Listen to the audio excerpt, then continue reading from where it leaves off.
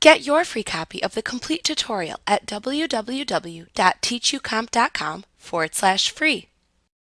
Items that you have tagged as described earlier can be easily located by the tag. Check the checkbox that appears to the left of the tag in the Tags panel. The files matching that tag then appear in the Organizer window.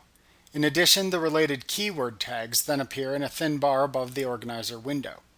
You can further filter the search results by clicking any of the available options shown when you click the Options drop-down at the right end of the thin bar.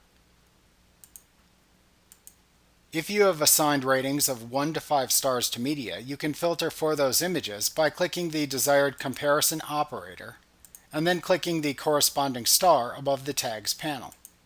Remember that you can switch back to All Media by clicking the All Media button in the upper left corner of the Organizer window. Another option to search for your images is to use the Find menu, which is designed to help you locate your images based on a variety of criteria. To find photos using the Find menu, select Find in the menu bar, and then choose a criteria by which to find images by clicking the desired criteria from the menu of choices. Enter the appropriate information in the dialog box, and then click the OK button. All images matching your criteria then appear. When you're done, you can select the All Media button at the top of the Organizer window. When you use the Find menu, you will see one option for By Visual Searches.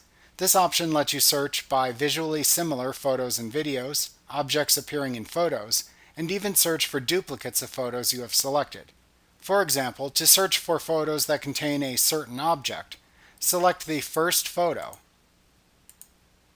and then use the Find menu bar command to select By Visual Searches, objects appearing in photos. Then move or resize the search box that appears so that it covers the desired object. Then click the Search Object button to find photos in your catalog with the matching criteria. Like what you see? Pick up your free copy of the complete tutorial at www.teachucomp.com/free.